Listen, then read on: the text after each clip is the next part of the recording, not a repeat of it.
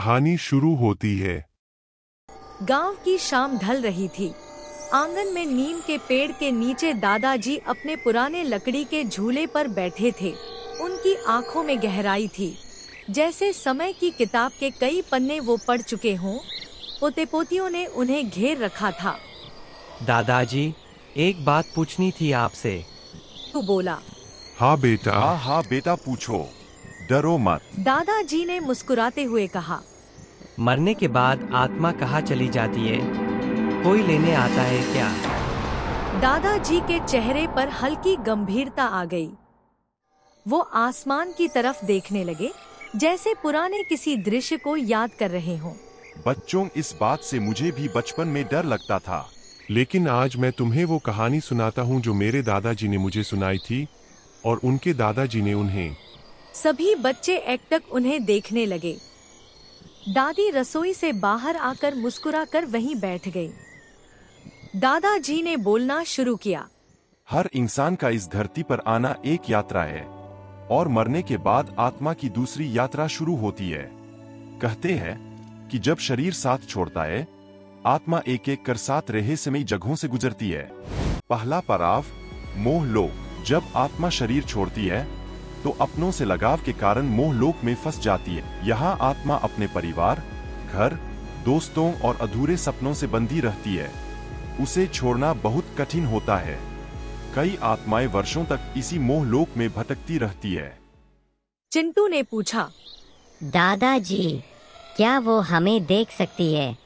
दादाजी ने सिर हिलाया।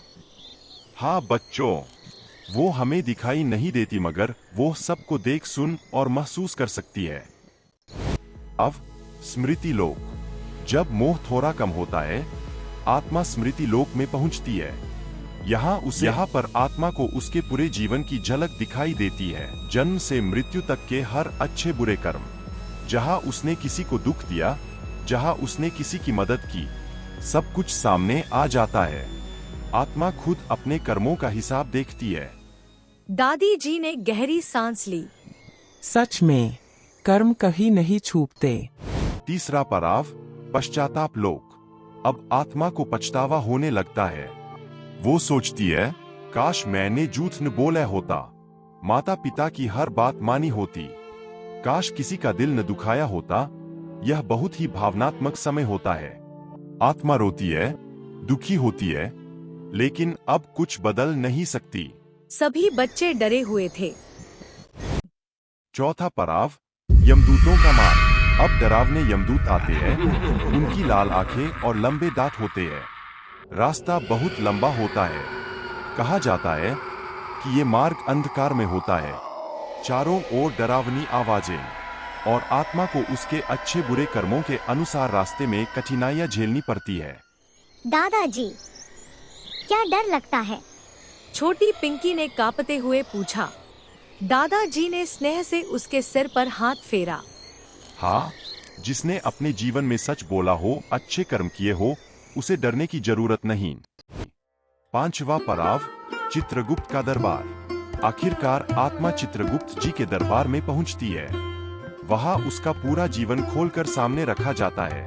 हर छोटे से छोटा कार्य, कर्म, सोच, सब कुछ लिखा होता है। चित्रगुप्त जी बड़े न्यायप्रिय होते हैं। कोई रिश्वत, कोई सिफारिश वहां नहीं चलती, सिर्फ सच चलता है। सभी बच्चों ने एक दूसरे को सहम कर देखा। तभी नन्ही पिंकी बोली। मैं तो अब से सच बोलूंगी। छठा पड़ाव, नरक या स्वर्ग का मार्ग। फिर निर्णय होता है, जो अच्छी आत्माएं होती है वो स्वर्ग में जाती है। उन्हें स्वर्ग ले जाया जाता है। वहां सुख, शांति और आनंद होता है। सुगंधित हवाएं, सुंदर बाग बगीचे। और जो पापी होते हैं, उन्हें नरक के विभिन्न लोकों में भेजा जाता है। वहां उन्हें अपने कर्मों की सजा भुगतनी पड़ती है।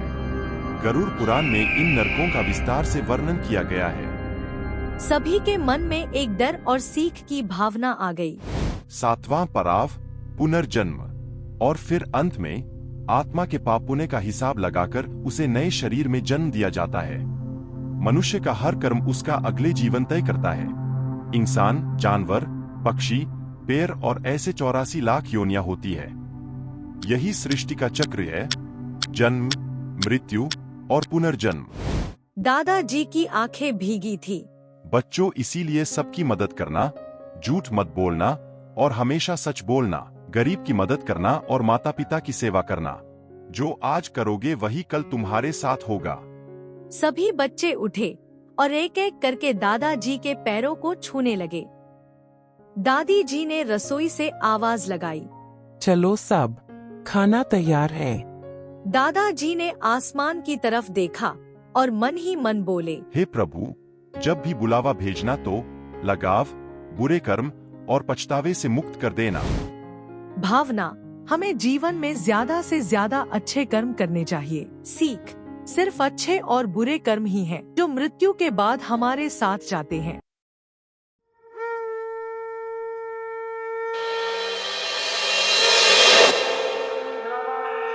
हर पुरानी कथा में छुपा है एक नया दिव्य संकेत।